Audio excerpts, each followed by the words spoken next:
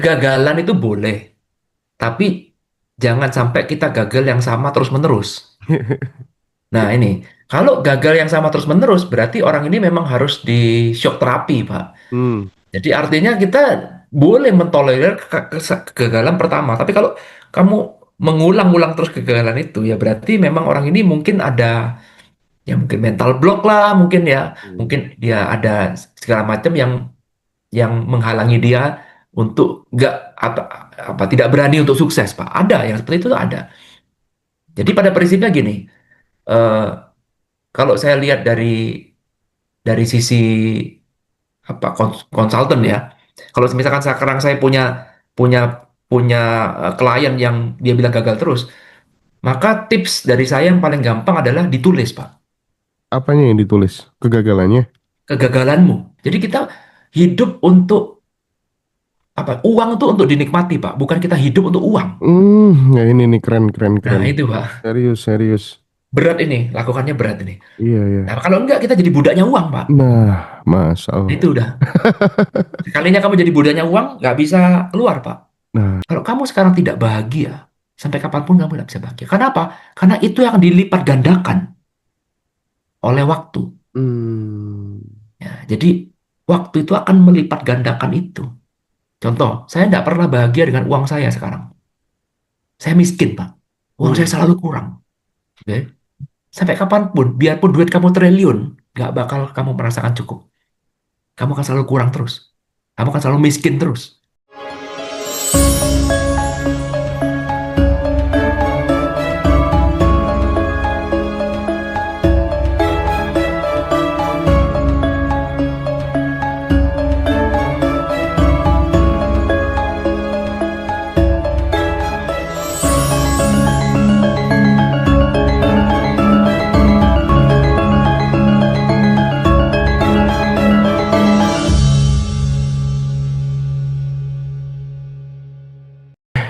teman-teman semuanya dimanapun berada, senang sekali dapat kesempatan lagi untuk ngobrol-ngobrol dengan Ko Irwan Hiro.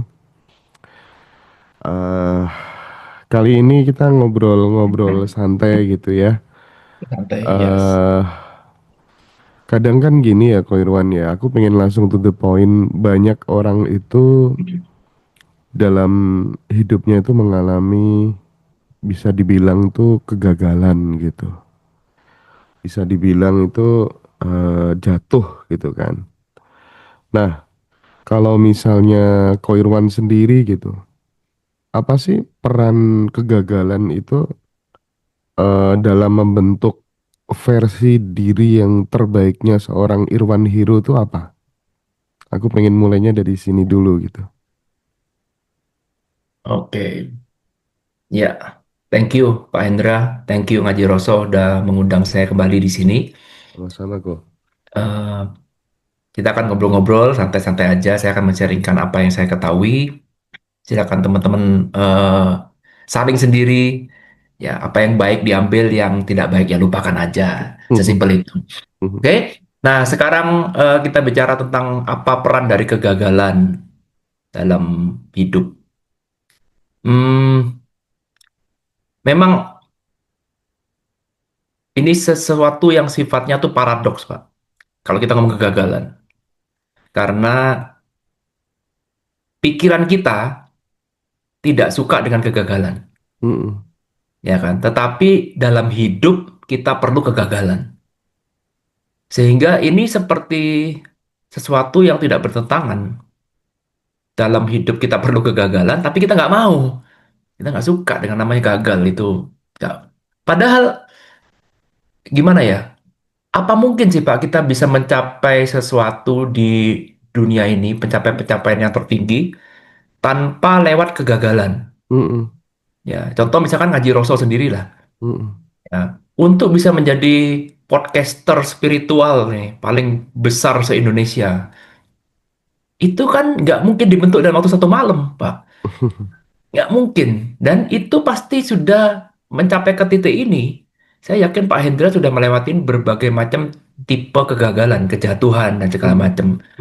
ya punya problem, bahkan kemarin pernah kan, oh, apa tiba-tiba akunnya dihack orang lah, tiba-tiba di ini, itu udah bagian Pak, bagian yang tidak terpisahkan. Tetapi kalau kita sekarang tahu bagaimana caranya untuk menghadapi kegagalan itu, mau menerima kegagalan itu sebagai bagian dari perjalanan, maka disitulah kita bisa menjadi semakin kuat. Nah, jadi orang yang sukses di bidang apapun, nggak mungkin dia bisa melewatin itu tanpa pernah gagal. Nggak pernah. Ambil contoh lagi, misalkan siapa? Cristiano Ronaldo, misalkan ya. Mm-mm, Dia mm-mm, menjadi pemain sepak bola nomor satu di dunia. Apakah perjalanannya mulus-mulus saja nggak pernah gagal? Enggak, dia pernah gagal Piala Euro, pernah gagal Piala Champion, dia pernah menangis, Piala Dunia segala macam. Tapi dia terus maju terus. Ya, itu apa ya? Diperlukan sebuah mental. Itulah yang membedakan antara orang yang bisa sampai ke titik itu, sukses, benar-benar sukses, mm-mm. dengan orang yang cuma kepingin sukses. Yang Bahkan membuat orang berhenti itu karena dia nggak mau bahkan terima kegagalan. bahkan sampai sekarang pun Ronaldo belum bisa pegang yang namanya, belum bisa dapat yang namanya World Cup ya, Ya, betul. Firman ya. Iya. Heeh.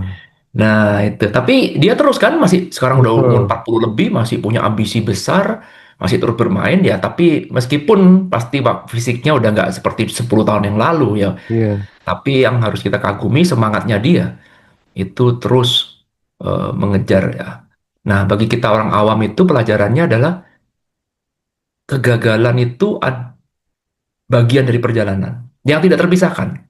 Nggak mungkin saya bisa mencapai titik tertentu tanpa lewat kegagalan. Contoh misalkan lagi, saya mau kerja di tempatnya Pak Hendra nih sekarang. Pengalaman nggak ada, Pak. Ya kan, misalkan saya mau jadi apa, jadi accounting misalkan. Saya pengalaman nggak ada, tapi saya mau siap belajar nih. Pasti di awal-awal kerja, pasti saya dibodoh-bodohin dulu kan, Pak. Misalkan Pak Hendra taruh saya di bagian accounting nih, gabung sama tim A. Ini ada tim saya nih, punya tim A, tolong ya. Ini Pak Irwan dididik di sini. Pasti saya akan dibully dulu, Pak. Jadi junior dulu, dibodoh-bodohin dulu, dipelonco dulu sama sama senior-senior saya sampai kemudian kalau saya bisa melalui itu semua, maka kemudian baru saya bisa berkarir menjadi seorang accounting yang hebat di timnya Ngaji Roso. Gak bisa langsung. Hmm. Nah, itu menurut saya seperti itu ya. Jadi kegagalan terimalah, mau suka nggak suka ya, itu bagian dari perjalanan. Kalau sekarang kita gagal, belajar, menerima dulu, baru kemudian kita belajar kegagalan itu agar kita tidak mengulangi kegagalan itu dan mencari kegagalan yang lain. Hmm. Hmm. Gitu. Oke, oke, oke, oke, oke. Ya, ya. Tapi kan terkadang kegagalan tuh justru bisa menjadi sebagai mekanisme semesta untuk melakukan sebuah koreksi gitu terhadap apa yang kita lakukan gitu. Nah, Yes. pertanyaannya, gimana kita bisa membedakan antara kegagalan yang harus benar-benar kita perbaiki, kita evaluasi gitu, dan dengan kegagalan yang justru sedang mengarahkan kita ke takdir yang lebih baik gitu, Ko Irwan. Wow, ini bagus nih pertanyaannya nih. Kalau saya buat dalam kalimat yang berbeda, Mm-mm, kurang lebih seperti ini pertanyaannya, Pak. Kapan kita bisa tahu kegagalan ini berarti kita harus stop mm-mm, atau mm-mm. kegagalan ini Nah, harus kita perjuangkan terus? iya iya betul, Nah, itu itu tuh kan? maksudnya gitu. Wah, iya, iya. Hmm, ini juga hampir sama, Pak, dengan pertanyaan seperti ini. Bagaimana saya bisa tahu, Pak, ini itu adalah intuisi, suara hati saya, atau ini suara pikiran saya? Hmm, Nah, pertanyaan seperti ini tuh sebenarnya kalau mau jujur, tidak ada jawaban yang pasti, Pak. Tidak ada jawaban bahwa ini begini, ini begitu." Tapi gimana ya? Solusi untuk mengetahui ketika kita dalam kebingungan ini, maka solusi yang paling tepat adalah bagaimana kita itu menenangkan diri mm-mm, mm-mm, dan mengkoneksikan dengan semesta. Gak ada cara lain, Pak. Gak ada cara lain. Jadi ini pertanyaan yang sulit. Artinya gak ada jawaban yang oh ready made ya, ready made answer. Pokoknya apa jawabannya harus begini. Nggak ada, Pak. Dalam hidup ya. Misalkan contoh nih, contoh sekarang, contoh nih Pak ya, pengalaman saya sendiri sekarang. Saya kerja di dunia finansial, ya, dunia saham, Pak. Saham, forex, indeks, segala macam. Waktu dulu nggak ada Bitcoin ya, jadi saya nggak mengenal itu. Nah, pekerjaan seperti ini di lingkungan saya itu dicap sebagai pekerjaan yang dalam tanda kutip ya, Mm-mm. yang hina, Pak. Oke. Ya, jadi kalau orang itu kalau sudah males, ya, nggak mau capek-capek buka toko, buka usaha, ya udah main saham aja. Ya, jadi pekerjaan ini seperti pekerjaannya orang penjudi, Pak. Nah, itu dia. Jadi karena mereka tidak punya informasi, jadi mereka berpikir bahwa main saham sama dengan judi. Buktinya ada kok si A gambling, rugi puluhan miliar. Si B, si C, si D, banyak kisah buruknya daripada kisah suksesnya. Sehingga ketika saya memutuskan untuk bekerja di dunia ini, tentu ada pertentangan, Pak. Bukan cuman dari diri sendiri, tapi juga orang-orang sekitar saya. Ya. Ya kan, pastilah orang tua mana yang kepingin Mm-mm. lihat anaknya itu terjerumus di sesuatu bidang di mana bidang ini sangat negatif dan tidak contoh suksesnya sedikit. Ya, boleh dikatakan hampir tidak ada. Ya, sempat saya kepingin berhenti, Pak. Sempat. Putus asa sempat. Rugi miliaran sempat, Pak. Bayangkan usia masih 20 something, masih 20 early, baru lulus kuliah, Pak. Ketika teman-teman saya itu gajinya, mereka sudah kerja, gajinya sekitar 1 juta rupiah, jadi operator ya, paling rendah itu. Mm-mm. Jadi operator, itu saya sudah punya utang miliar, Pak. Gara-gara kalah Paham. main indeks Nikkei dan indeks Kospi. Gila itu, Pak. Ya Itu kan, jadi masih kan masih di Indonesia. masih di Indonesia. Nah, jadi kan gimana ya? Pada saat itu sampai orang tua saya juga bilang, lebih baik kamu berbisnis aja. Ya, jadi ini tuh cuma dibuat sampingan. Jangan dibuat pekerjaan utama. Nggak bakal kamu bisa survive. Jadi boleh dikatakan nggak ada orang mendukung saya, Pak. Nggak ada. Yang mencaci maki banyak. Ya, banyak. Terus satu pihak ketika itu saya seperti orang masih muda, nggak ada arah. Akhirnya sempat berpikir, bener juga ya, kayaknya gue ini berjudi deh. Hmm. Kayaknya ini nggak punya masa depan deh. Gitu, Pak. Pernah terpikir. Nah, tetapi pertanyaannya, kenapa saya masih terus? Saya juga nggak tahu. Seperti ada yang mendorong, Pak.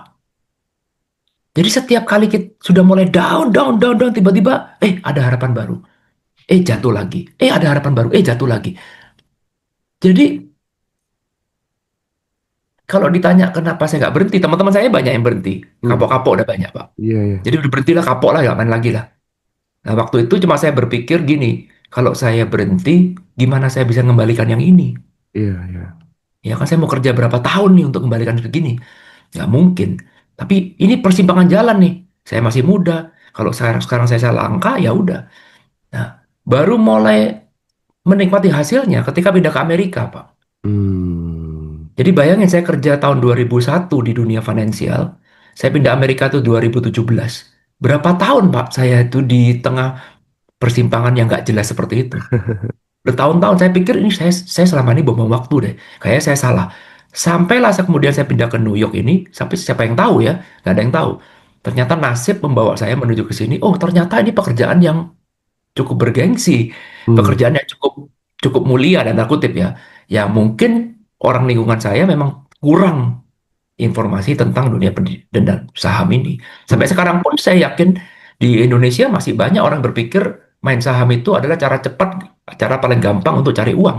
Hmm. Ya, padahal itu adalah kalau kamu punya pola pikir seperti itu, ya itu sudah kuburanmu udah.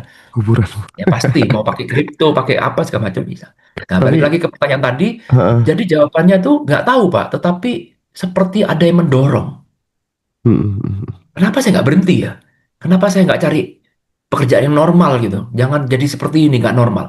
Bahkan sampai sekarang pun saya di Amerika dianggap pekerjaannya tidak normal. Hmm. Di antara orang-orang Indonesia di sini ya, saya dianggap orang nggak normal Pak. Jam kerja, bisa podcast, bisa di rumah aja. Ya, sementara yang lain ke sana kemari, saya cuma di rumah aja. Pak Itu kan Irwan, nggak normal. kalau boleh eh apa tuh namanya? Butuh informasi barangkali ya. eh Pernah rugi berapa sih, Ko Irwan, yang paling besar gitu selama main saham gitu pas di Amerika gitu, paling besar Oh, gitu. pas di Amerika. Ya, Kalau di Amerika sih enggak, Pak. Di Amerika enggak. kita sudah pakai risk management yang sudah terkontrol, ya semuanya sudah dihitung berdasarkan keilmuan yang benar. Di Heeh. Amerika saya nggak pernah rugi sampai segila itu, Pak. Nggak pernah. Oke. Kalau Nggak pernah. dulu Di Indonesia, yes. Waktu itu berapa? memang Rambo ya, tabrak kiri, tabrak kanan, Pak. Memang sekolahnya super duper mahal. Iya, Ya. eh Kalau ditanya rugi paling gede, kalau rugi pribadi ya, ya cuman sebatas itulah 1-2 M lah Pak. iya, iya, iya. Pernah. Ya itu udah Hmm. fatal banget ya. Tetapi saya jujur pernah dengan klien saya itu Pak, orang kaya sih memang dia ya. Heeh. Waktu terjadi financial crisis tuh tahun 2008. Nah, itu dia kasih saya budget Pak. Jadi dia kasih budget saya untuk apa ya? Untuk sebenarnya bukan untuk proyeknya saya, tapi untuk mengembalikan posisi dia yang sudah kacau balau. Jadi dia nggak terima. Lalu kemudian saya menyebutkan sebuah angka, nih sekian pasti untuk bisa mengcover gitu ya. Ternyata angka itu bablas Pak. Ya, jadi saya salah perhitungan. Ternyata krisis finansial itu benar-benar parah dan uangnya sudah habis duluan. Oke. Ya, itu parah banget memang Pak. Tapi Iya, iya. ya dia karena orang kaya, marah-marah sih sedikit. Tapi sampai sekarang dia masih fine-fine aja. Itu puluhan miliar Pak. Oke, oke. Puluhan M. Nah, itu saya akui. Iya, Emang iya. iya, iya, iya, iya. Nah, Oke. itulah suka dukanya. Nah, Oke, jadi kembali kembali soal ya kegagalan silakan. tadi ya, Ko Irwan ya. Ya, Jadi kan paling tidak kan, oh ternyata mereka yang sekarang bisa mencapai titik level kemakmuran tertentu tuh semuanya hampir pasti pernah mengalami kegagalan gitu ya, kan. Itu kan ya. moral story yang bisa diambil gitu. Tapi Mm-mm. kembali lagi tentang memaknai kegagalan dengan indah gitu. Apakah mungkin gitu? Sesuatu yang mungkin hari ini gitu kita sebut sebagai gagal, kegagalan ini sebenarnya adalah caranya Tuhan untuk memberikan semacam kayak apa ya, kayak perlindungan gitu barangkali kok dari keberhasilan kita yang datang terlalu cepat, Mm-mm, mm-mm, mm-mm. atau sebenarnya bukan datang terlalu cepat tapi kita berada di jalur yang tidak tepat gitu. Iya, Kita iya, berada di iya, jalur iya. yang salah gitu. Gimana kok? Yes, setuju. Balik lagi ke cerita saya, Pak. Di awal-awal saya trading di dunia finansial ini ya. Waktu itu masih tahun 2001, belum lulus kuliah. Ya, namanya beginner luck kan, Pak. Ya kan, semua itu Ya. pasti ada namanya beginner luck. Orang ngapain aja jadi uang, Pak. Jadi orang satu kantor tuh bingung. Kok bisa anak baru masuk, kok gampang banget cari uang gitu. Lalu kemudian muncullah Pak pola pikir, iya ternyata gampang banget deh cari uang ya. Jadi sebelum saya kalah miliaran itu, saya juga pernah dapat ratusan juta. Gampang banget Pak. Cari uang itu gampang banget. Pakai sebuah rumus ini, rumus itu. Cocokmologi lah ya. Nah, kok gampang banget? Ya namanya orang lagi hoki. Nah, mulailah kemudian eh, masalah demi masalah datang. Ternyata apa yang saya kira benar, itu salah.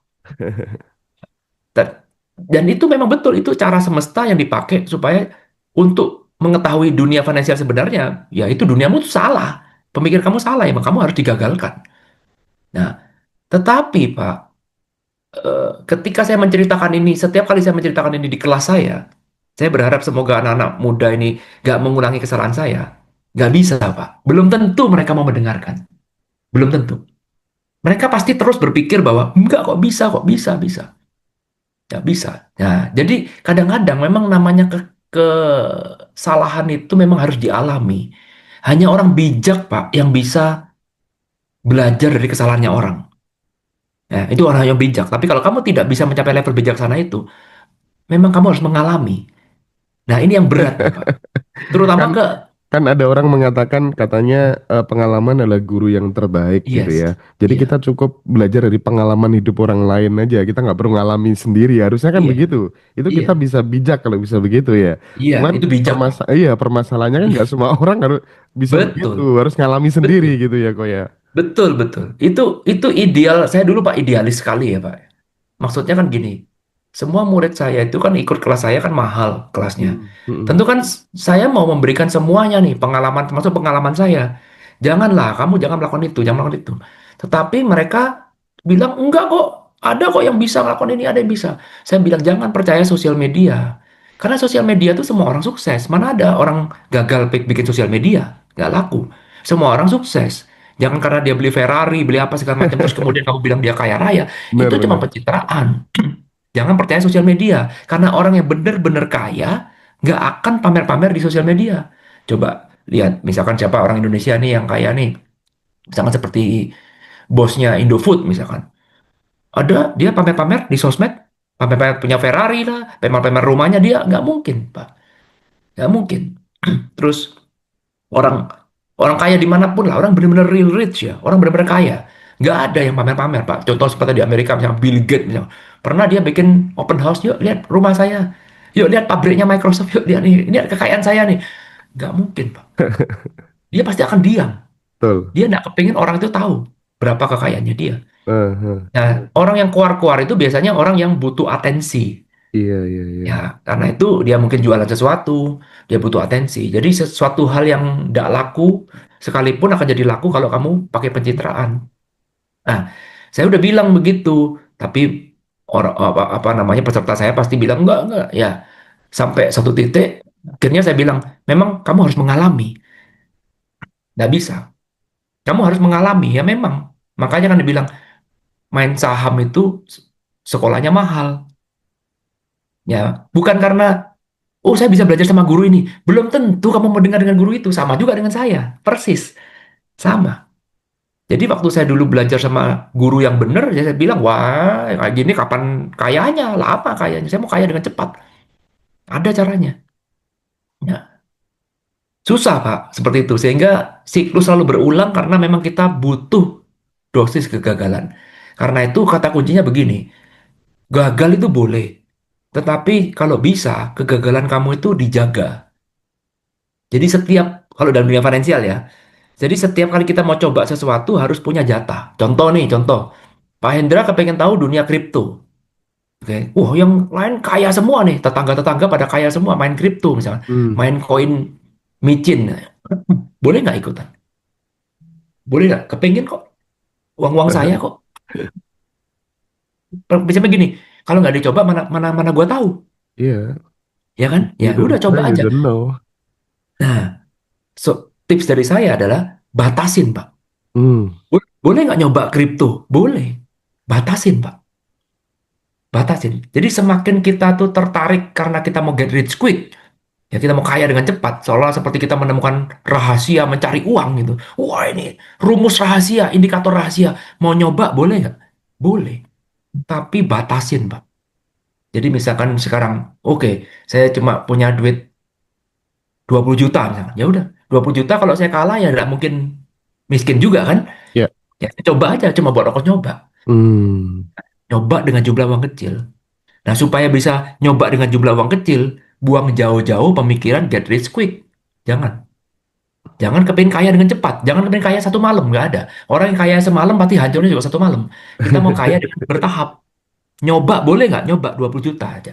Nanti temannya Pak Hendra bilang, loh, Pak Hendra kok cuma 20 juta ya kapan kayanya? Ya memang saya nggak mau kaya dengan cepat. Saya mau nyoba Iya. 20 juta. Tumbuhkan 20 juta bisa jadi besar, nanti saya tambahin. Ya itu penting tuh.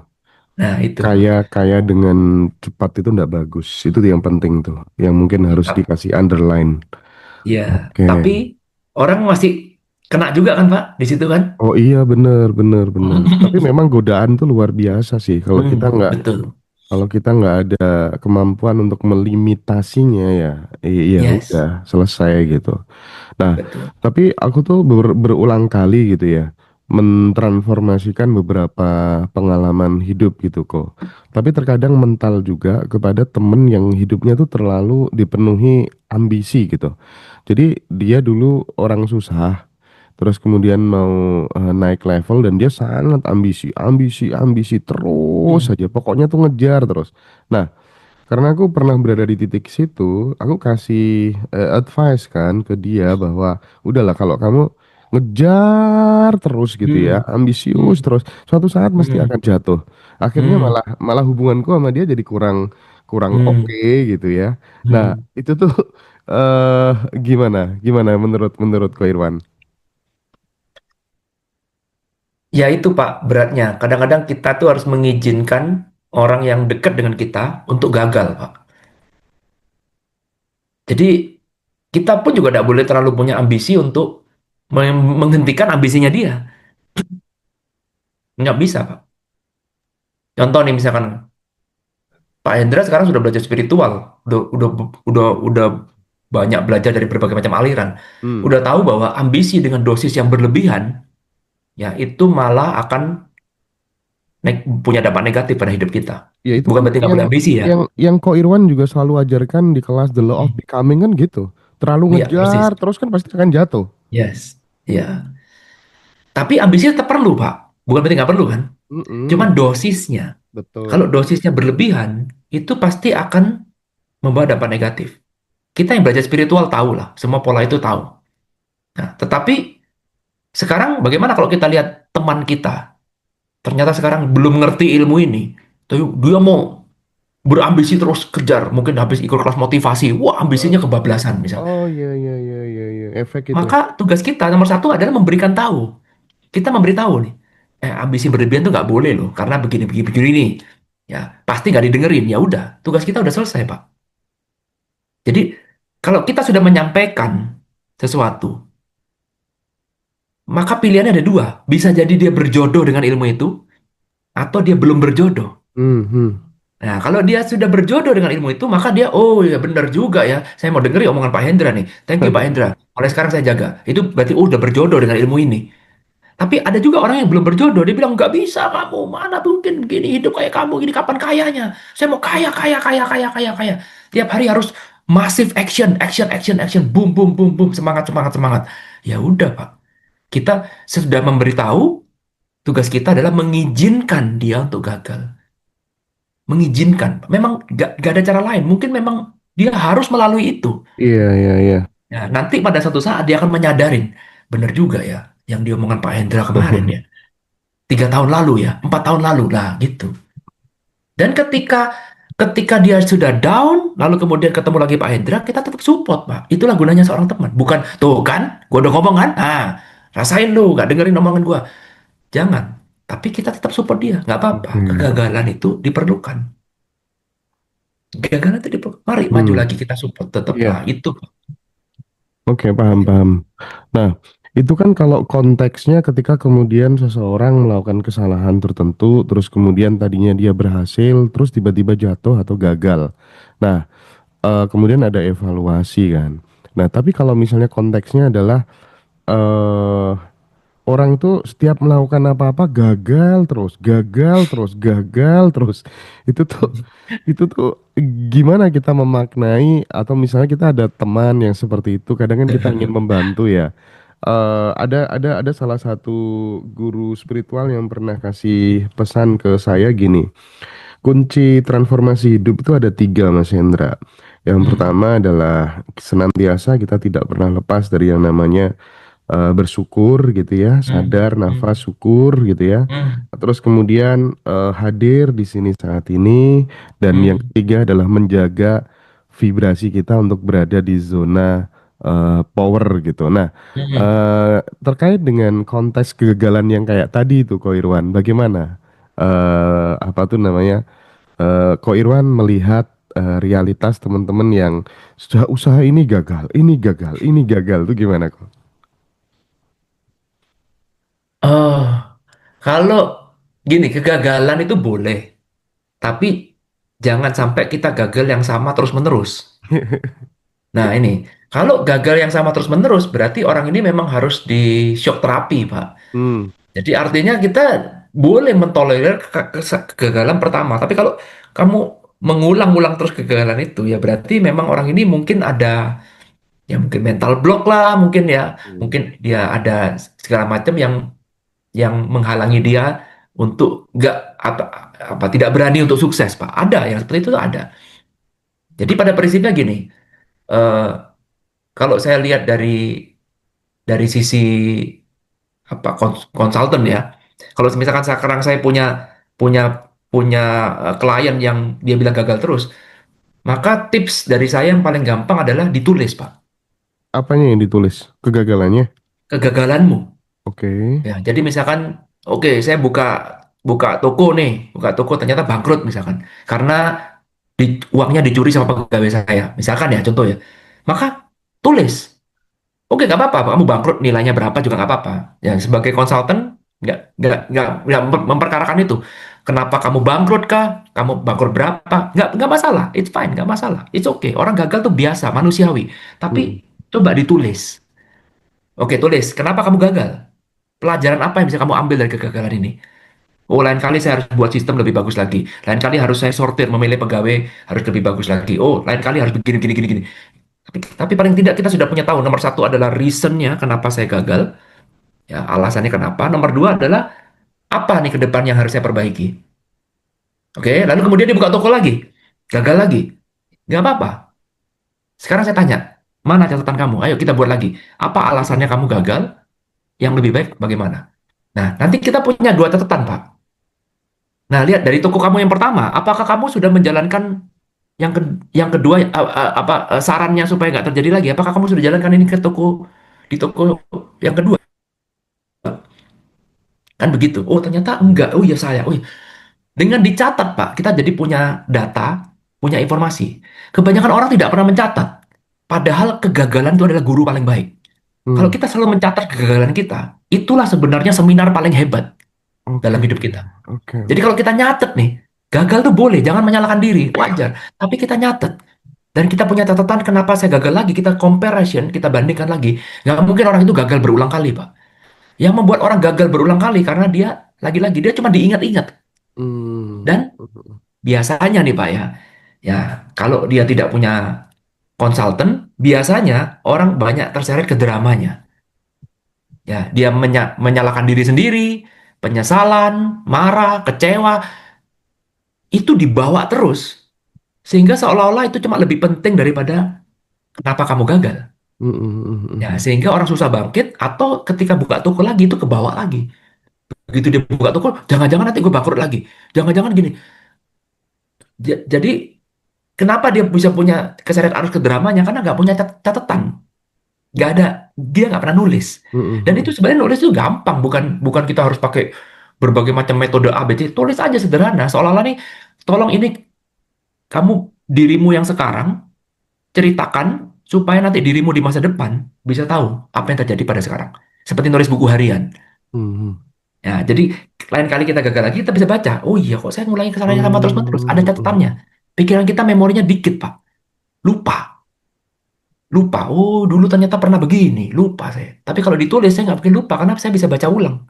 Sehingga lain kali saya buka toko baru, saya bisa belajar di toko lama. Oh, berarti saya pegawai nggak boleh yang seperti ini. Saya harus sortir dulu. Oh, berarti sistem keuangan yang gini nggak boleh. Ini ada celah nih. Saya perbaiki, saya perbaiki. Ya, jadi kalaupun toko kedua gagal lagi, sistemnya bobol lagi, at least ada yang baru, Pak. Kegagalan baru. Oh, ternyata masih bolong lagi di sini. Nanti toko ketiga lebih baik lagi, lebih baik lagi. Terus, Pak. Mm, Contoh nih ya, contoh, Pak. Waktu mm. saya punya kelas Reconnect kalau nggak salah ya, atau Ya. kelas apa tuh 21 hari, ada satu peserta bapak-bapak dari Medan, dia tiba-tiba waktu di kelas itu kok mukanya cemberut, biasanya happy gitu. Ternyata tokonya baru kecolongan, Pak. Ya, dicolong oleh pegawainya sendiri. Dia bilang, saya pikir Pak, sistem saya sudah sempurna. Ternyata dibobol oleh pegawainya. Ada loophole-nya, ada celahnya. Jadi dia bilang, waduh, kok begini, gitu. Drama kan? Wah, Mm, harusnya mm. begini, kok bisa dia tega begini, bla bla bla bla bla bla bla. Oke, selesai. Ya, sebagai seorang konsultan, kita nggak fokus ke dramanya. Oke, nomor satu, bagus ketahuan sekarang. Menurut saya ini good news, bukan bad news. Bagus kamu ketahuan sekarang. Daripada ketahuannya 2 bulan lagi, daripada ketahuannya 6 bulan lagi, daripada ketahuannya 2 tahun lagi, rugimu pasti lebih banyak. Iya ya, ya benar juga. Nomor dua, bagus ketahuan loophole-nya. Sehingga kamu catat sekarang kamu yang punya sistem. Bisa nggak memperbaiki sistem ini? Bisa. Iya, iya, Sehingga iya. lain kali mau nyolong di tokomu makin susah. Kamu makin canggih. Belajar Hmm. dari pengalaman. Loophole ini nggak bakal ditemukan oleh programmer, nggak bakal. Karena yang menemukan loophole ini pasti orang yang kerja di situ. Programmer yang baru datang dia nggak bakal tahu. Iya, iya, iya, Ya iya. kan? Oh, berarti good news. Ini bagus. Lupa, tapi saya rugi miliaran. Anggaplah uang sekolah. Merem tutup mata. Uang bisa dicari kok. Kalau sistem kamu bisa berjalan, toko kamu balik, ya 2 tahun, 3 tahun pasti balik. Merem tutup mata. Jadi saya nggak usah tutup polisi. Aduh, udah lalu. Nangani polisi lagi, lo duit lagi. Udah kebobolan begini, ruwet. Udah, forget about it. Udah, move Oke, on. oke. Mm, mm, Ya, mm, anggaplah mm. orang ini dipakai Tuhan untuk membongkar loophole kamu. Udah, Mm, Pak. mm, mm. Dicatat. Oh, ini salahnya di sini. Lain kali lebih bagus. Udah. Jangan fokus ke dramanya. Waduh, kalau dramanya, kenapa harus saya? Ini pegawainya kan sudah saya pelihara sejak lama. Kok tega? Bais. Udah, Pak. Gak ada ujungnya itu. Mm, mm. Oke, oke, oke. Ya. Aku bisa menangkapnya, Ko Irwan. Eh, tadi bicara tentang menulis gitu ya. Hmm. Jadi harus dicatat gitu. Untuk kemudian dikomparasikan kira-kira aku mengalami kesalahan yang sama apa enggak kan. Dan itu jadi pelajaran yang sangat berharga kan. Nah, kalau misalnya kita ngomong dalam konteks finansial gitu. Bagi teman-teman yang misalnya juga punya kebiasaan untuk menulis pola uangku keluar itu bagaimana ya? Selama Hmm. ini aku membelanjakan uang tuh untuk apa aja selama satu Hmm. tahun ini. Terus Hmm. aku selama satu tahun ini uang masukku tuh bagaimana ya? Nah, Hmm. mencatat uang masuk dan mencatat uang keluar hubungannya dengan prosperity conscious itu kira-kira apa, Ko Irwan? Ya, bagus nih. Dalam hal finansial ya, uang ya. Ya, Eh, Memang betul ya, idealnya adalah kita harus minimal kita tuh harus tahu lah. Kalau memang tidak tahu secara detail, kita harus tahu secara garis besar uang masuk dan uang keluar kita tuh seperti apa. Jangan sampai nggak tahu sama sekali, ya. ya kan? Jangan sampai, wah saya nggak ngerti Pak. Jangan pakai alasan saya nggak ngerti pembukuan lah, saya nggak bisa hitung-hitungan, nggak suka angka, nggak mungkin. Hmm. Nggak mungkin. Kamu harus apa ya? Harus belajar mengenal uangnya dari angka. Nah, memang kalau kita mencatat, maka kita jadi lebih tahu, lebih dekat dengan uang ini apa namanya eh, apa ya relationship kita dengan uang itu jadi jauh lebih Mm, mm, mm. lebih lebih dekat Pak daripada orang yang nggak peduli sama sekali. Nah, kalau saya pribadi eh, mencatat uang itu saya lebih senang mencatat pemasukan daripada pengeluaran Pak. Oke. Ya, jadi kalau misalkan sekarang misalkan keuangan saya 1 bulan ini minus, maka yang saya mau kejar adalah pemasukan. Jadi apa yang bisa saya tingkatkan dari pemasukan? Hmm. Bukan apa yang harus saya irit dari pengeluaran saya. Oke, oke. Ya, jadi mengirit itu adalah langkah terakhir, Pak.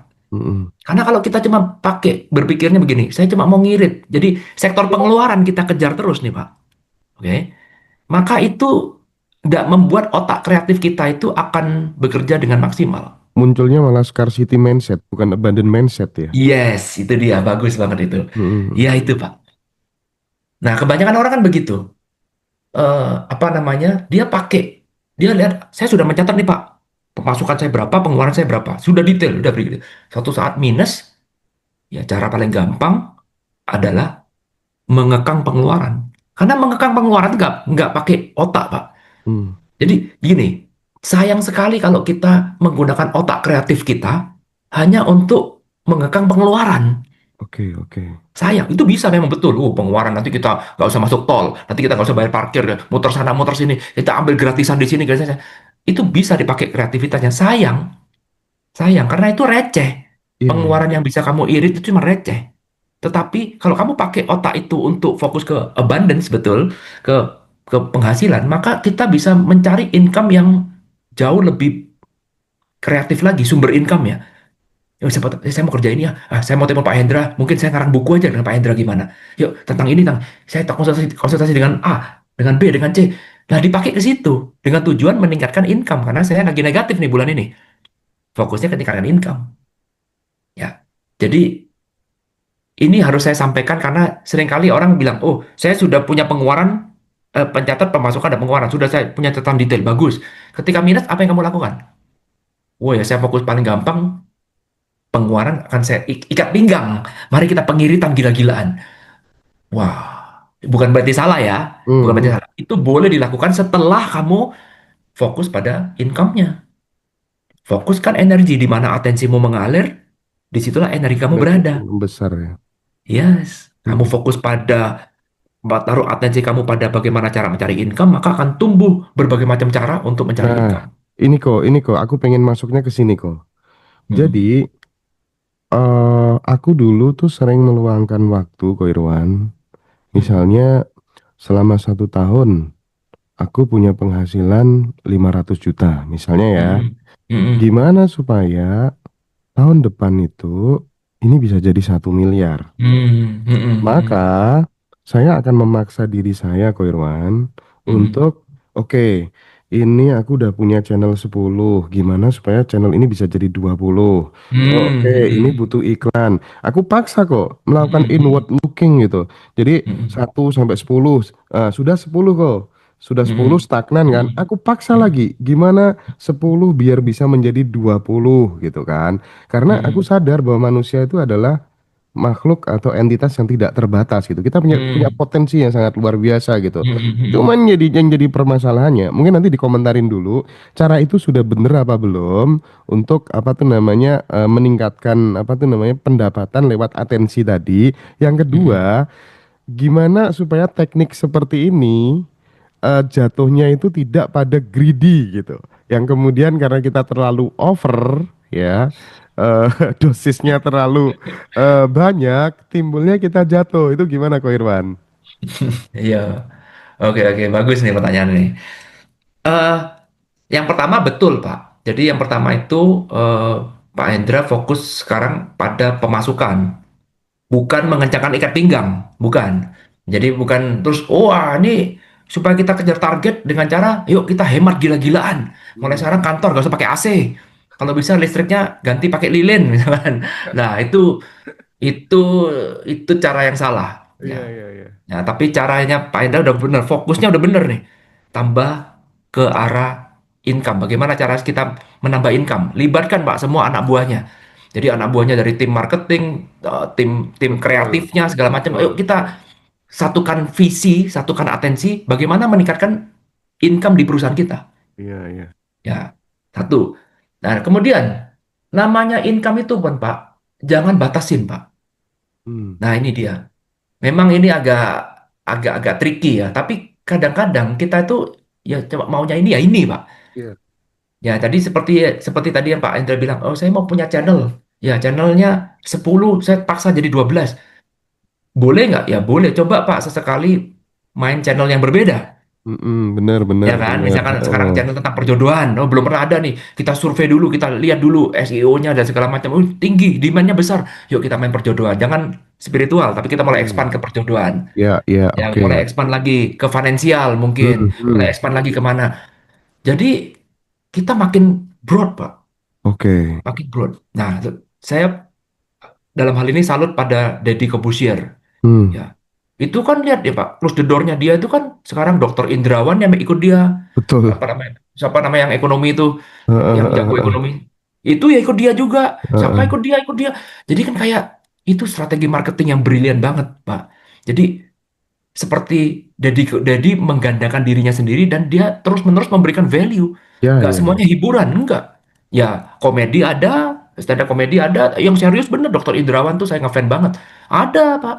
Ya, yang ekonom ada, yang apa ada. Jadi di broad, Pak. Mungkin spiritual belum ada, mungkin Pak Hendra bisa join nanti kawan-kawan. Iya. Jadi jadi caranya dia itu kan lihat, Pak, meluas. Bukan cuman apa podcastnya cuma menyempit ya, tapi Mm, dia mm, meluas Pak. mm, Jadi mm. benar-benar semua sektor dimain sama dia. Jadi itu ya, jadi broad. Nah, nah, mengenai yang kedua ini tentang greedy. Bagaimana kalau kita ngomong greedy? Nah, greedy ini memang menyelinap secara halus Pak ya. Ini ya eh, mungkin lebih tepatnya itu gimana ya? Eh, Setiap tahun kan pasti punya target kan. Betul. ya kan? Begitu target tercapai, Pak, kita harus berani untuk berhenti. Contoh nih ya, contoh nih, saya nih Pak, contoh nih saya. Seperti yang terjadi tahun kemarin. Mm-mm. Tahun kemarin itu mungkin nggak bakal terjadi dalam tahun-tahun berikutnya, apalagi dengan kondisi perang kayak begini, kita nggak tahu lah ya. Tapi tahun Mm-mm. kemarin, Pak, itu everything just smooth, Pak. Sehingga target tahunan saya, September udah dapet, Pak. Oke. Sebenarnya kalau saya mau kejar, saya bisa aja terus, Pak. Kenapa Mm. saya harus berhenti? Nah, ini tadi menjawab greedy-nya. Mm. Tapi satu pihak, kalau sekarang saya terus, Pak, berarti saya greedy dong. Mm. Target udah capai, tapi kamu kok masih terus? Karena kita berpikir, wah, I want more, more. Kalau saya kasih more, Pak, misalkan contoh nih ya, contoh aja ya. Misalkan sekarang target saya, misalkan contoh 1 tahun 1 miliar, misalkan contoh aja, Mm-mm. Mm-mm. ya kan? Udah tercapai bulan September. Iya, Masih iya. ada another 3 bulan lagi, saya bisa kejar 1,5 misalkan, atau Oke. 1,6. Nah, kalau sekarang tahun ini saya bisa kejar 1,6, maka tahun depan target saya tambah tinggi lagi, Pak, karena diukurnya dari 1,6. Bener, bener, bener. Itu greedy, Pak. Oke, Ya, oke. jadi sehingga oke, ya udahlah. Kita sekarang target 1M tercapai, dilebih-lebihin dikit lah 1,1. Selesai. Setelah itu kita break, Pak. Totally break. Berani nggak? Totally break artinya saya nggak cari income dari saham. Stop lah. Ya, Hmm. dari sahamnya. Stop udah. Kalau saya, karena saya bisa pegang kontrol ya. Setiap bisnis berbeda-beda. Tapi saya bisa pegang kontrol nih. Saya akan stop, Pak. Atau minimal agresifnya dikurangin. Ya, misalkan nggak bisa, Pak, saya nggak bisa Pak stop ya. Punya Mm. toko. Mana mungkin Pak saya. Agresifnya yang dikurangin ya. Iya, heeh. Oke. Nggak Agresifnya harus, dikurangin. maksudnya tuh nggak harus bener-bener hiatus selama 2 bulan, Iya, nggak kayak iya, gitu ya. nggak harus, nggak harus. Tapi Oh biasanya kita gitu baca maksudnya. iklan sekian, kita kurangi Pak, bener-bener drastis kuranginya. Wes pegawainya udah mulai masuk jam sekian, kita kurangi jam kerjanya misalkan, mulai banyak yang kita kasih libur, tetap Oke. dibayar. Jadi bener-bener seperti kemenangan dan kita mengontrol diri. Mengontrol diri itu lain kali kalau kamu bisa kerja lebih cepat lagi, kita liburnya lebih panjang lagi. Jadi kita hidup untuk apa? Uang itu untuk dinikmati, Pak. Bukan kita hidup untuk uang. Ya ini nih keren, keren, Nah, keren. itu, Pak. Serius, serius. Berat ini, lakukannya berat ini. Iya, iya. Nah, kalau enggak, kita jadi budaknya uang, Pak. Nah, Mas, Nah, oh. itu udah. Sekalinya kamu jadi budaknya uang, nggak bisa keluar, Pak. Nah, ini nih Nggak bisa informasi keluar. penting nih Iya, buat kita semuanya ya, buat saya, buat tim, buat teman-teman semuanya yang menyaksikan gitu. Kalau nggak ada yang ngingetin kayak gini tuh bener, kita jadi iya. budaknya uang gitu. Selalu, Kurang terus gitu kan, selalu kurang ingat, terus saya dengan uang lebih tinggi siapa? kita lah, Iya. Nah, kalau kita derajatnya lebih tinggi kita dari lebih uang, tinggi. kita yang mengontrol. Jangan kita dikontrol, Pak. Nah, Nah, ini, kalau kita dikontrol, susah, Pak. ini Jadi, skill, ini skill ya, Ko Irwan ya, skill. Hmm, skill. skill, Pak. Mm, mm, mm, Skill. mm, mm, mm. Tidak mudah, tapi bukan berarti tidak mungkin. Mulai Yang sekarang tahu belajar untuk yang melakukan tahu itu. ya kita sendiri gitu kapan Iya, kemudian harus mengurangi agresivitasnya minimal kalau nggak bisa iya, bener-bener jeda gitu kan, iya. jeda lah ikut kelas The Law of Becoming, ikut Iya, kelas ini gitulah itu, happy-happy. Jangan ngomong financial terus. retret gitu ya, healing dan lain sebagainya. Iya, Oke, oke, setuju, oke, ini setuju. menarik banget, menarik banget. Nah, aku pengen kembali lagi soal tadi Ko Irwan sebelum nanti kita geser ke tema Law of Becoming. Jadi beberapa orang itu kan setelah mengalami sebuah kegagalan kan justru menemukan versi terbaiknya. Tapi nggak sedikit juga dari mereka itu justru tenggelam dalam rasa kalah dan nggak bisa bangkit akhirnya gitu. Yang Hmm. membedakan keduanya itu kira-kira apa? Pemaknaan kah? Atau gimana? Prasangkanya kah? Responnya kah? Atau seperti apa? Menurut saya, Pak, yang membedakan itu adalah apa ya, pemahamannya tentang kegagalan. Hmm, Semakin mereka bisa menerima bahwa kegagalan itu bagian dari perjalanan ya. yang tidak mungkin kita bisa lewatin, Hmm, maka kita akan punya sikap berbeda dalam memaknai kegagalan. oke, oke, oke, Jadi oke. kalau kita lihat, kalau kita gagal itu biasa, Pak. Nah, ini yang berat sekali. Kegagalan itu tidak memalukan, enggak. Dan kita perlu, ingat selalu, saya perlu kegagalan ini. Hmm, Nah, ini kalau kita punya orang tua ya, lihat anak gagal, ini yang kita omongkan. Kita izinkan dia gagal. Memang dalam hidup perlu gagal. Nggak perlu. Saya tidak butuh anak yang sempurna. Karena nggak mungkin ada anak yang sempurna. Nggak mungkin kamu bisa jadi sempurna. Artinya kamu saya mau berhasil terus. Nggak mungkin. Suatu saat kamu pasti akan gagal. Nah kalau kamu satu saat kamu gagal, kenapa tidak gagal sekarang? Besok-besok kamu pasti akan gagal. Gagal aja sekarang. Habiskan stok kegagalan kamu.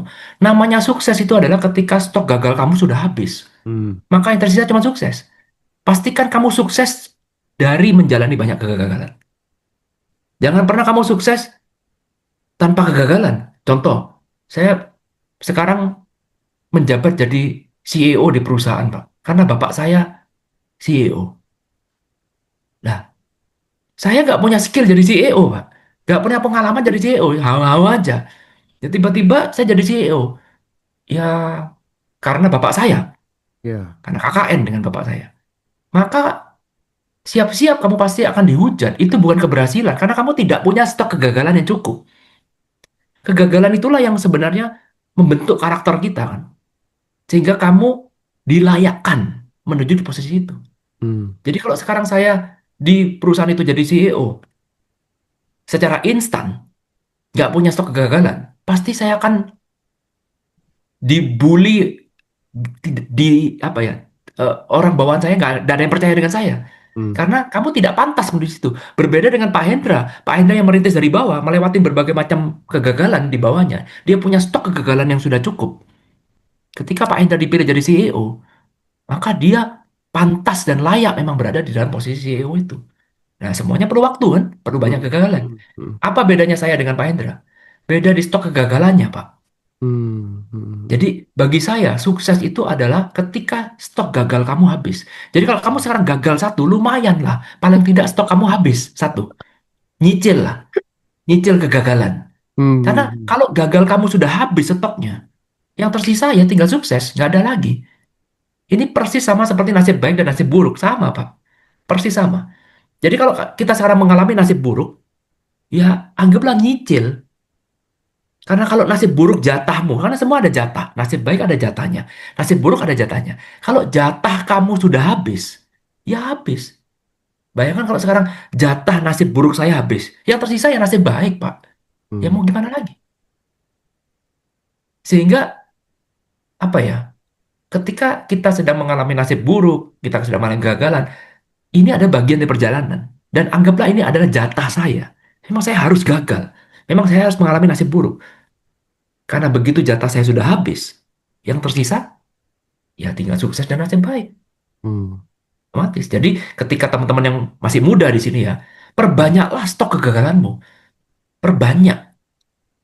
Ya, harusnya kamu bangga melakukan kegagalan itu bangga. Tapi balik lagi ya, jangan melakukan kegagalan yang sama terus menerus. Terus makanya Nah, itu dia. makanya kalau kalau kita lihat gitu ya orang-orang yang sukses berhasil dalam karir itu kan bagaimanapun juga meskipun dia tidak terlalu pinter tapi kan dia memiliki sebuah skill yang sudah dia tekuni ya, Hmm. dia ahli di situ, dia terampil di situ gitu. Hmm. Untuk kemudian menghabiskan jatah gagal dan lain sebagainya. Tapi kalau kamu lupa belajar, lupa kamu harus pinter, harus punya skill, ya gimana pun juga pemain badminton tuh meskipun kamu punya prinsip habiskan jatah gagalku, tapi kalau skillmu nggak kamu tingkatkan, Hmm. fisikmu nggak kamu tingkatkan, ya Hmm. udah pindah warga Hmm. negara akhirnya. Ya, ya kurang lebih seperti itu, Pak. Bersetuju. Jadi gagal boleh, belajari, belajar sesuatu dari kegagalan kamu, buat kegagalan yang lain. Oke, oke, oke. Nah, itu. Sip. Nah, sekarang aku pengen masuk ke manifestasi, Ko Irwan. Ko Irwan kan sempet ya, dulu kita ngobrol waktu beberapa kali kita bikin kelas The Law of Becoming gitu. Mm-mm. Sempat bahwa ternyata hadir di sini saat ini itu berkorelasi dengan proses manifesting seseorang. Mm-mm. Nah, aku pengen mulainya dari sini kok. Kira-kira korelasinya apa ini, Ko Irwan gitu? Terus kaitannya sama nanti kita kan ada Ko Irwan tuh teman-teman punya kelas spesial namanya The Law of Becoming. Kita di Ngaji Roso udah beberapa kali. Nanti ada lagi tanggal 17 April ya. Mm-mm. Di The Law of Becoming tuh beda banget. kelasnya ya. Nah, Ko Irwan mungkin itu tadi bisa membuka obrolan kita untuk masuk ke manifestasi. Ya, tadi hubungannya dengan present moment ya Pak ya, dengan saat Yes. ini kan ya. Jadi hmm, prinsipnya ada seperti ini Pak. Apa yang terjadi sekarang itu sangat menentukan dengan diri kita di masa depan. Hmm. Contoh, kalau sekarang saya tidak bahagia Pak dengan hidup saya, sekarang ya, sekarang, Ya, ya. apapun alasannya, nggak penting, apapun alasannya. Kalau sekarang saya itu tidak bahagia dengan hidup saya, maka sampai kapanpun saya tidak akan pernah bahagia, Pak. Terlepas manifestasi saya tercapai apa nggak tercapai, nggak penting. Eh, Tadi prinsipnya gini, kalau saya tidak pernah bahagia, saya tidak pernah tahu rasanya bahagia. Sekarang, hmm. ya sekarang, maka sampai kapanpun tidak akan pernah bahagia. Contoh, contoh. Sekarang saya nih, contoh saya aja deh, contoh misalkan tanyain, apakah Pak Hendra tanya pada saya, apakah Pak Irwan bahagia? Saya bilang, oh enggak, saya enggak bahagia. Loh, kenapa Pak Irwan enggak bahagia? Karena utang saya banyak, Pak. Hmm. Ya, utang saya banyak. Oke, jadi saya enggak bahagia. Utang saya banyak. Make sense kan, masuk akal kan? Lalu Pak Hendra bilang, jadi kalau Pak Irwan utangnya lunas baru akan bahagia. Oh iya, kalau utang saya lunas pasti saya akan bahagia. Oke? Lalu kemudian 2 tahun berlalu, tiba-tiba sekarang muncul lagi. Pak Irwan, utangnya sudah lunas? Sudah. Bahagia? Enggak, Pak. Lu kok enggak bahagia?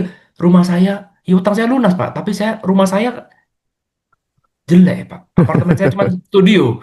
Nah, sementara teman saya itu yang nggak sekolah, Pak, apartemennya penthouse, Pak. Wah, saya cuma studio aja berat, Pak, bayar tiap bulan. Gimana saya bisa bahagia? Nanti aja kalau rumah saya penthouse, baru saya akan bahagia.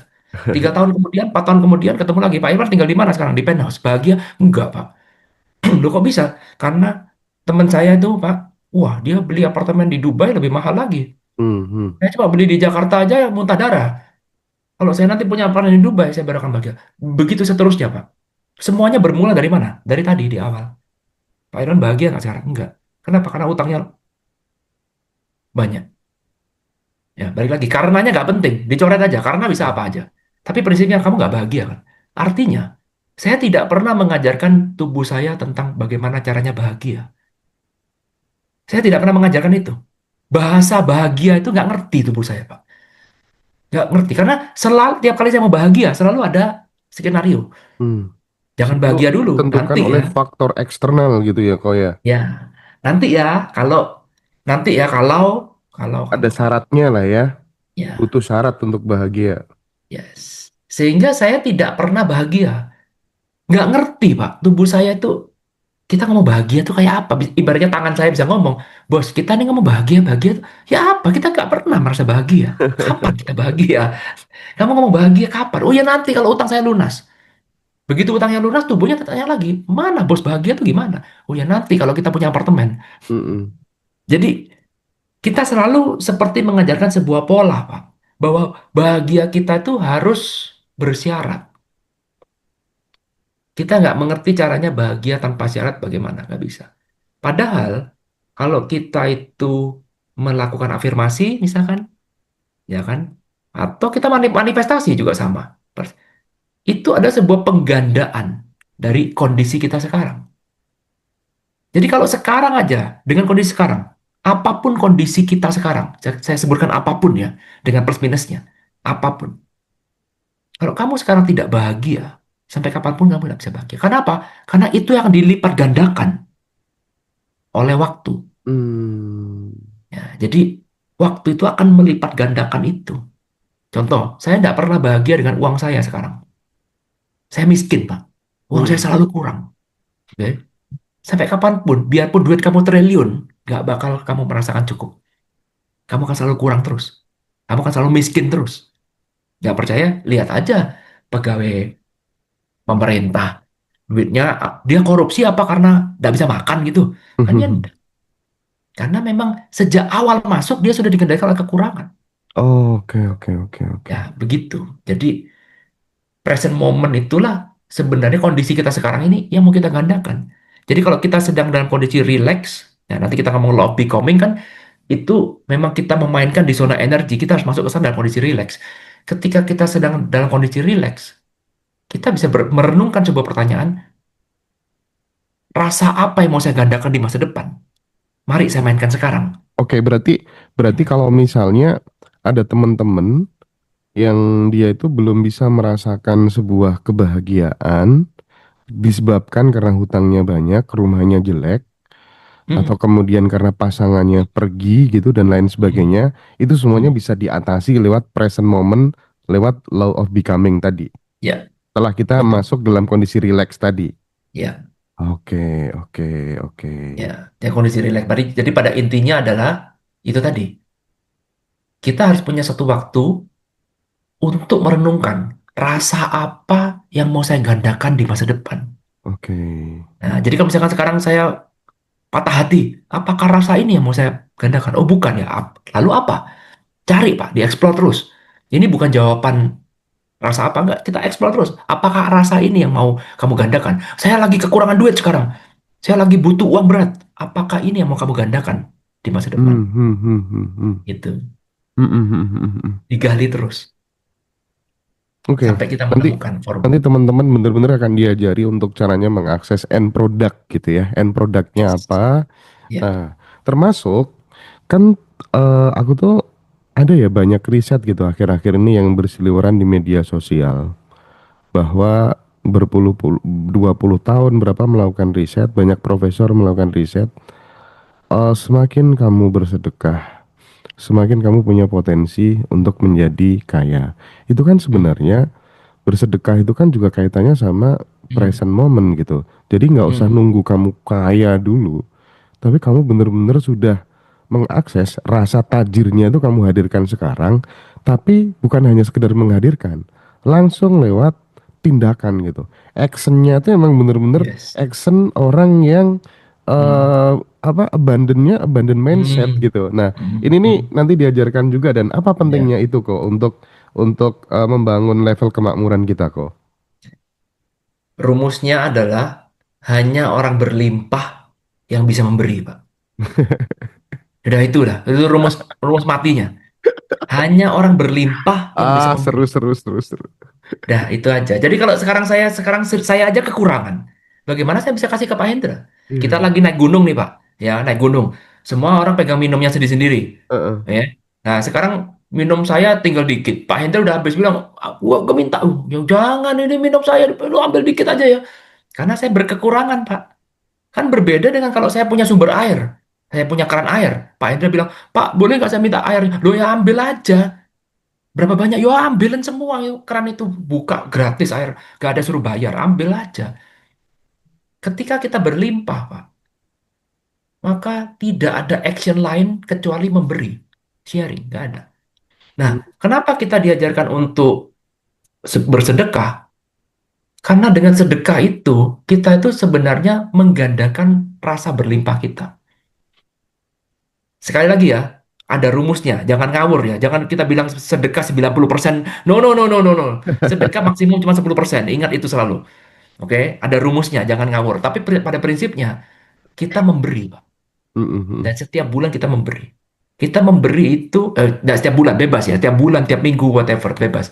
Tapi prinsipnya adalah, kita tuh mau memainkan, mengalami experience menjadi abundance. Memainkan ya, merasakan just be. Bukan untuk dapat reward. Enggak, Pak. Bukan. Bukan kita memberi untuk supaya rezeki saya lancar, supaya saya dapat A, dapat B, dapat C, dapat D. No. Saya mengeluarkan, bukan untuk mendapatkan. Saya mengeluarkan. Karena dengan saya mengeluarkan, saya mengajarkan tubuh saya ini loh rasanya abundance seperti ini. Hmm. Sehingga saya mengurangi kemelekatan saya pada uang, Pak. Balik lagi tadi. Orang yang suka sedekah berkurang, Pak. Apa perbudakan uangnya berkurang. Iya, iya, iya. Nah, karena udah terbiasa. Nah, pemikirannya kan seperti itu bahwa di dalam uang ini ada jatahnya orang lain. Jadi saya dapat bayaran dari Pak Hendra. Iya, betul. Apakah itu karena effort saya? Apakah itu karena murni karena usaha saya? Oke, anggaplah itu benar ya. Anggaplah itu benar. Tapi kalau itu nggak diizinkan kan nggak mungkin, Pak. Misalkan tiba-tiba. lagi kelas tiba-tiba, wah saya berhalangan nggak bisa datang, atau tiba-tiba saya sakit masuk rumah sakit, kan nggak dapat duit Pak, Mm, batal. mm, Jadi kan kenapa saya bisa muncul di sini, karena diizinkan. Lah ibaratnya ya udahlah kita bayar, gimana ya Pak ya, jangan ngomong bayar ongkos diizinkan nanti salah konsep. Nah, mm. prinsipnya adalah bahwa ada peran semesta Pak di dalam uang itu, setuju nggak? Iya, iya, setuju, setuju Nah, banget. jadi saya dapat bayaran misalkan 100 juta nih dari Pak Hendra.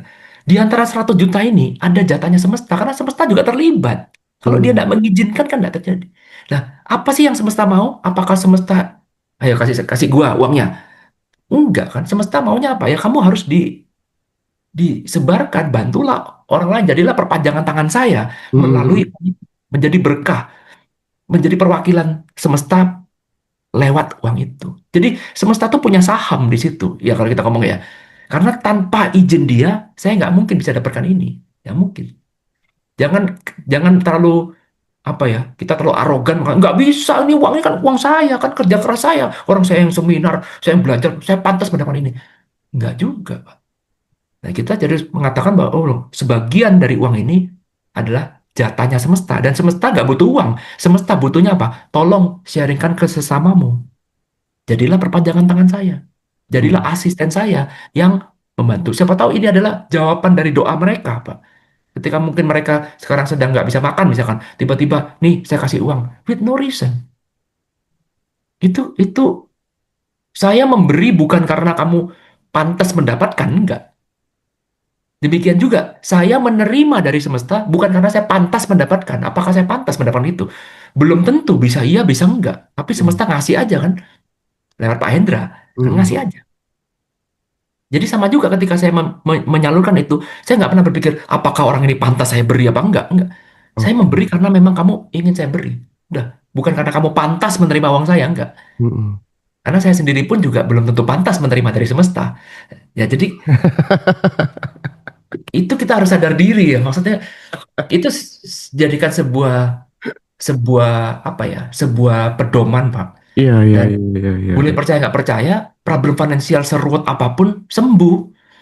Iya tuh, kadang tuh kita masih kepikiran ya, ini nih orang yang kita kasih kok, ah kelakuannya nggak bagus ini kayaknya dilihat dari mukanya. Kadang kita masih mikir-mikir kayak gitu juga gitu kok. Tapi Iya. ada juga kadang justru pada saat kita mau naik level itu, pada saat kita ngeluarin banyak uang untuk orang lain ya, bukan untuk diri kita dan keluarga, itu kadang nggak ada rasa nyaman gitu. Maksudnya tuh nggak loss gitu. Nah, kadang mau loss mau enggak, mau nyaman apa enggak, itu baliknya tuh sama ternyata. Aku pernah ngalamin kayak gitu. Kuncinya itu di nyali sih sebenarnya, punya keberanian gitu.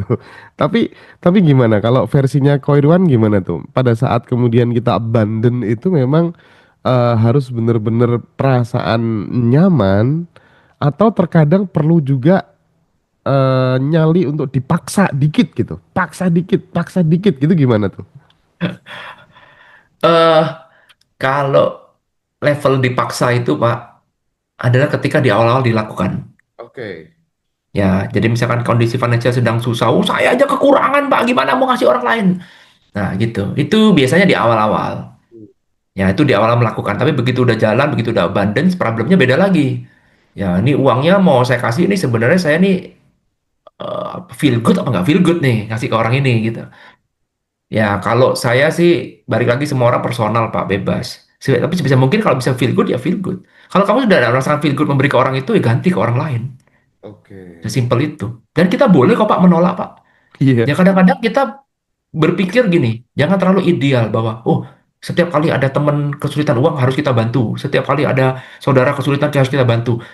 Kadang-kadang ada sebuah rasa, Pak. Semesta itu seperti memberikan rasa yang sangat halus untuk kita tuh merasa nggak nyaman membantu orang ini. Ya, itu pasti muncul, Pak. Oke. Dan itu mungkin, sekali lagi saya nggak tahu ya, mungkin pertanda memang, ya memang orang itu harus melewatin, Pak. Jadi, jangan mengganggu program semesta.